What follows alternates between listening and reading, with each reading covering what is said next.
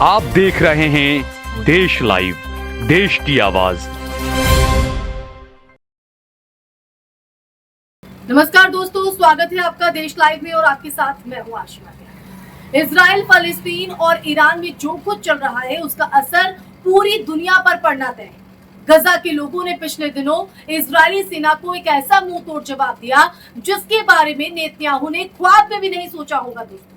तो आज इसी मुद्दे पर होगी बात, लेकिन उससे पहले आपको वॉर अपडेट से भी रूबरू करवाना जरूरी हो जाता है। दोस्तों, इजराइल के प्रधानमंत्री बेंजामिन नेतन्याहू ने अमेरिका के राष्ट्रपति डोनाल्ड ट्रंप से मंगलवार को व्हाइट हाउस में मुलाकात के बाद बड़ा बयान है। उन्होंने कहा है कि ईरान पर इजराइल और अमेरिका का संयुक्त हमला पूरे क्षेत्र के लिए गेम चेंजर साबित होगा। उन्होंने कहा कि पहले शक्ति फिर शांति हमारा लक्ष्य है और यही हमारी रणनीति है। नेतन्याहू का ये बयान ऐसे वक्त में आया है दोस्तों जब गजा युद्ध, ईरान की बढ़ती गतिविधियों और क्षेत्रीय तनावों को लेकर अमेरिका और इजराइल की रणनीतिक साझेदारी एक अहम मोड़ पर है। इसलिए दोस्तों ये वक्त इतिहास का सबसे खतरनाक मोड़ बनता जा रहा है। मिडिल ईस्ट के मैदान में इजराइल, फलस्तीन और ईरान के बीच जो कुछ भी चल रहा है उसकी आग अब सिर्फ गजा तक सीमित नहीं रही। ये आग अब लाल सागर से लेकर चीन की सीमाओं और अफगानिस्तान की घाटियों तक भी फैल चुकी है। और इस पूरे संकट में अगर देखा जाए तो एक नया मोड़ तब आया जब डोनाल्ड ट्रंप ने अमेरिका के राष्ट्रपति पद पर दोबारा वापसी की। जी हाँ, 2025 की शुरुआत में हुए शपथ ग्रहण के साथ ही वॉशिंगटन की भाषा, नीति और रणनीति पूरी तरह बदल चुकी है। अमेरिका फर्स्ट अब सिर्फ एक नारा नहीं बल्कि ट्रंप के लिए एक सीधा युद्ध का औजार बन चुका है। गजा पट्टी में हमास की सैन्य शाखा अल कसाम ब्रिगेड ने हाल ही के दिनों में जो प्रतिरोध खड़ा किया है ना दोस्तों, उसने नेतन्याहू सरकार को स्तब्ध कर दिया है। बैत हनून में इजरायली तोपखानों को उड़ाने, 5 से ज्यादा सैनिकों के मारे जाने और दर्जनों के घायल होने की खबरों ने इजरायली समाज को झकझोर कर रख दिया है दोस्तों। टेलीग्राम चैनलों पर इजरायली नागरिक अपनी सैनिकों के लिए दुआ कर रहे हैं, लेकिन इसके साथ ही अब ये सवाल भी उठ रहा है कि आखिर ये लड़ाई किस लिए है। इजरायली संसद की सदस्य मेराव बेन एरी खुद ये कहती हैं कि हम उसी जमीन पर बार बार कब्जा कर रहे हैं और अपने जवानों को मरवा रहे हैं जिस पर पहले भी जीत हमें कुछ नहीं दे सकी। दोस्तों, इजरायली जनता में बढ़ते असंतोष के बीच ये भी साफ होता जा रहा है कि नेतन्याहू इस युद्ध को सत्ता बनाए रखने की रणनीति की तरह इस्तेमाल कर रहे हैं। वहीं दूसरी तरफ अमेरिका में ट्रंप की वापसी के साथ इजराइल को अब खुला समर्थन मिलने लगा है।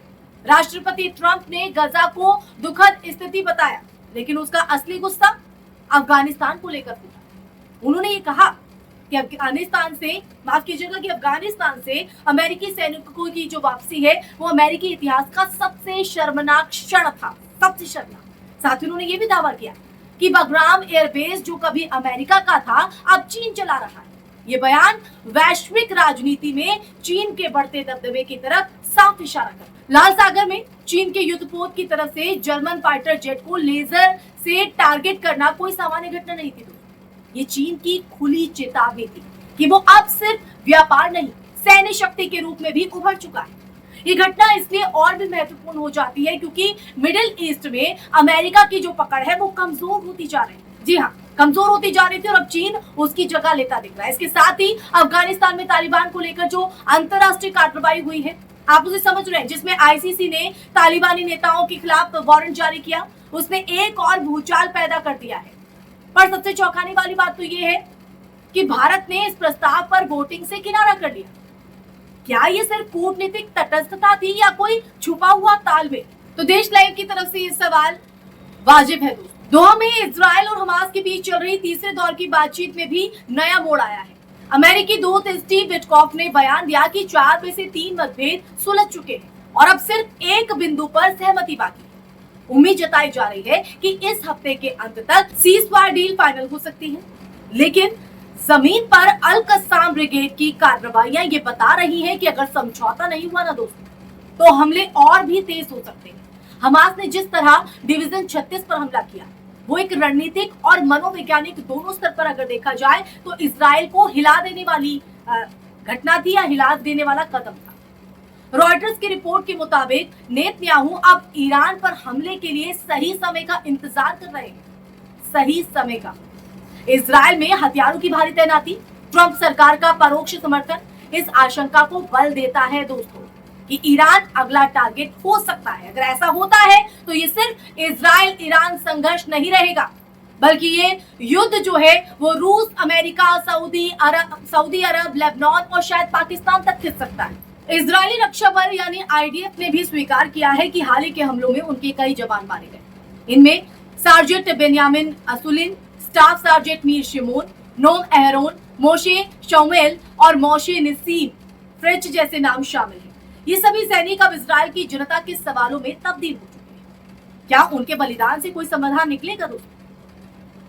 ये सवाल वाजिब है, लाजमी है। इस पूरी स्थिति में सबसे बड़ा डर ये है कि क्या ये सब एक तीसरे विश्व युद्ध की नींव बन रहा है। एक तरफ अमेरिका का आक्रामक ट्रंप प्रशासन, दूसरी तरफ नेतन्याहू की जिद, चीन की सैन्य सक्रियता, तालिबान पर दबाव, हमास का प्रतिरोध और ईरान पर मंडराता युद्ध का खतरा। ये सब संकेत दे रहे हैं दोस्तों कि वैश्विक सत्ता का नया ध्रुवीकरण होने जा रहा है। और अगर ये टकराव बढ़ा तो इसकी आंच यूरोप, एशिया और भारत तक भी पहुंच सकती है, हम तक भी पहुंच सकती है दोस्तों।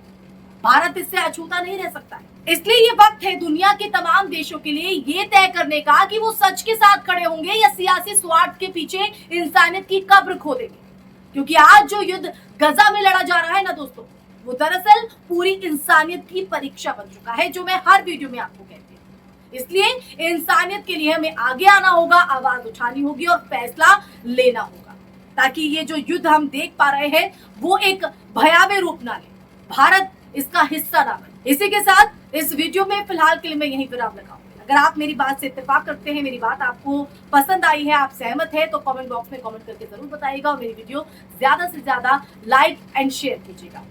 और हमारे चैनल यानी देश लाइव को सब्सक्राइब करना भी मत भूलिएगा दोस्तों, क्योंकि लगातार आम जन की, पिछड़े तबकों की दबी कुचली आवाजों को बुलंद करता है देश लाइव, जो रुकेगा नहीं, आप लोगों के साथ डटकर खड़ा रहेगा। नमस्कार।